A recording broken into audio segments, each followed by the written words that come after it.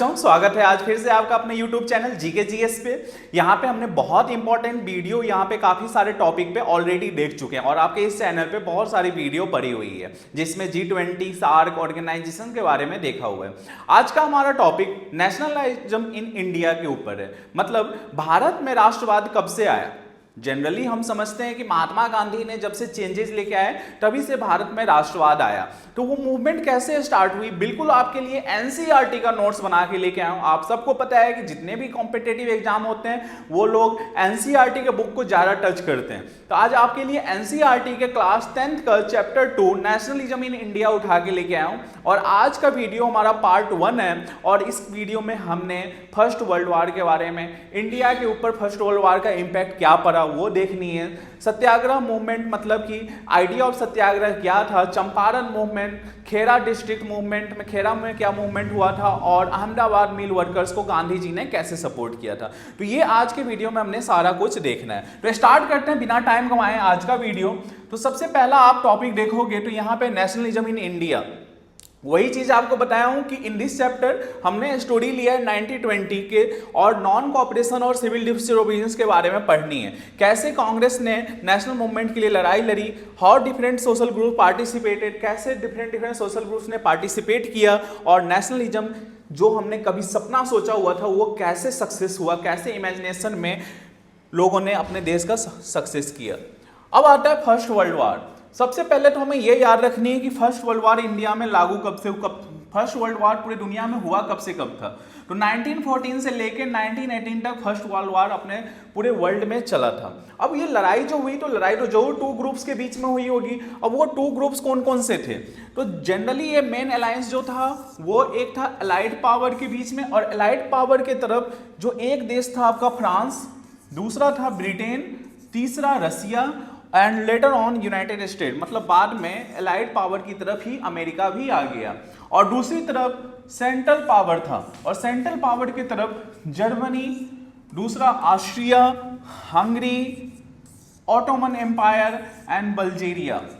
और इन्हीं दो ग्रुप के बीच में एलाइड पावर और सेंट्रल पावर, इन्हीं ग्रुप के बीच में लड़ाइयाँ शुरू हो गई जिसका नाम दिया गया फर्स्ट वर्ल्ड वॉर। और फर्स्ट वर्ल्ड वॉर ये लागू हुआ था, चला था 1914 से लेकर 1918 तक। अब इसका जोर कुछ ना कुछ इम्पैक्ट पड़ा, इंडिया पे भी काफ़ी ज़्यादा इसके इम्पैक्ट हुए। अब ये इंडिया पे इम्पैक्ट किस हिसाब से हुआ वो हमने देखनी है कि इंडिया पे क्या इम्पैक्ट पड़ा था इस फर्स्ट वर्ल्ड वॉर का। तो देखो, it lead a huge increase in defence expenditure.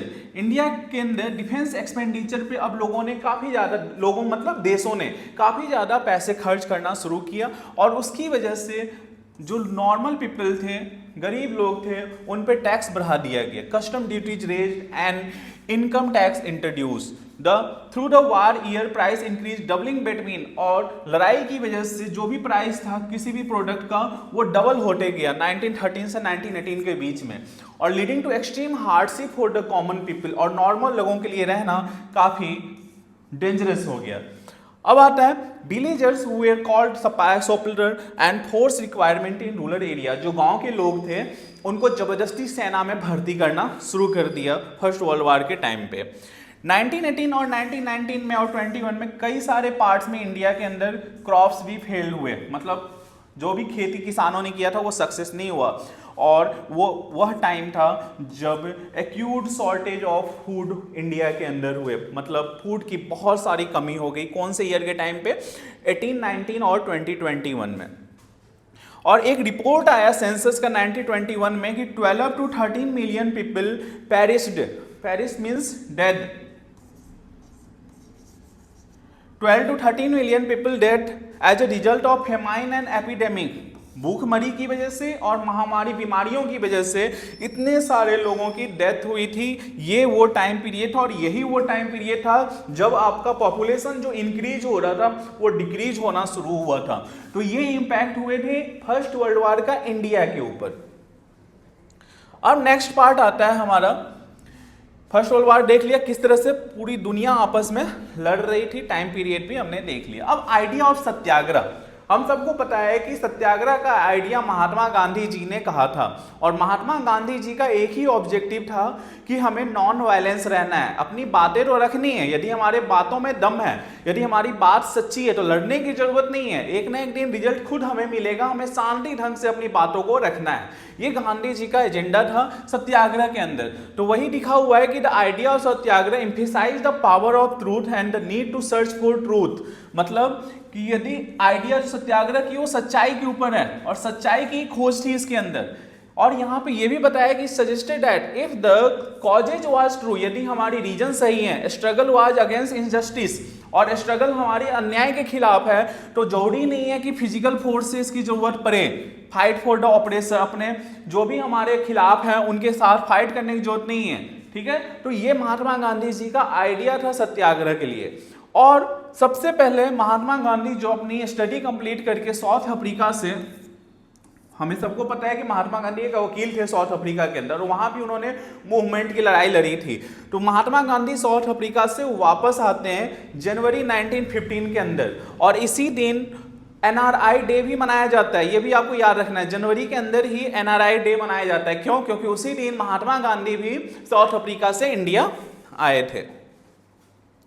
अब महात्मा गांधी इंडिया जब आए तो देख रहे हैं कि ब्रिटिशर्स ने जो है बहुत सारे लोगों पे अत्याचार कर रहे हैं, अन्याय कर रहे हैं और बहुत सारे लोग परेशान हैं। तो सबसे पहला मूवमेंट महात्मा गांधी जी ने इंडिया आके शुरू किया था चंपारण मूवमेंट। और ये चंपारण जो है वो आपका बिहार के अंदर सिचुएटेड है, मुजफ्फरपुर डिस्ट्रिक्ट के बगल में। तो पश्चिम चंपारण से उन्होंने अपनी मूवमेंट की स्टार्ट की। ईयर था आपका 1917 और इसके अंदर क्या था? It was a farmer uprising that took place in Champaran district of Bihar in the Indian subcontinent during the British colonial period.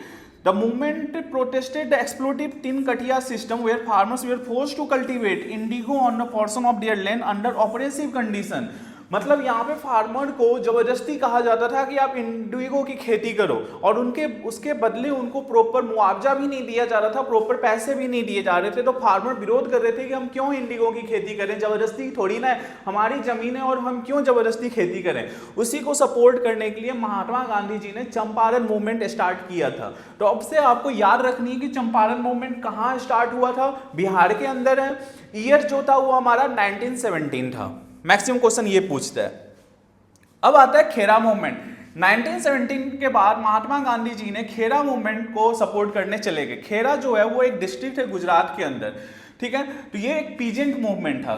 Khera movement एक पीजेंट मूवमेंट था जो 1918 में स्टार्ट हुआ था और इस मूवमेंट का मेन एम ये था कि पीजेंट को सपोर्ट करना who were unable to pay land taxes due to crop failure and famine. जो उनकी फसलें खराब हो गई और जो महामारी आई थी, भूखमरी आई थी, उसकी वजह से वो लोग चाहते थे कि हमें टैक्स से छूट मिले जो कि वो लोग नहीं दे रहे थे। तो उसको महात्मा गांधी जी ने सपोर्ट करने के लिए चले गए, तो जिसका नाम दिया गया खेरा मूवमेंट। और अब से आपको याद होना चाहिए कि खेरा मूवमेंट कब लागू हुआ था, कब स्टार्ट हुआ था? 1918 के अंदर। 1917 में चंपारण मूवमेंट, 1918 में खेरा मूवमेंट।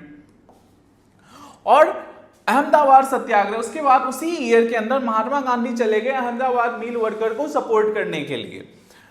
वही चीज यहाँ पे बोला हुआ है। 18 में महात्मा गांधी ने सपोर्ट किया टेक्सटाइल मिल वर्कर्स को अहमदाबाद में who were protesting for better wages, better salary के लिए और अपने वर्किंग कंडीशन को इंप्रूव करने के लिए सपोर्ट प्रोटेस्ट कर रहे थे, उनको सपोर्ट करने के लिए। 1918 में Ahmedabad textile mill workers were facing difficult condition due to raising prices and the mill owners decision to withdraw plague bonus.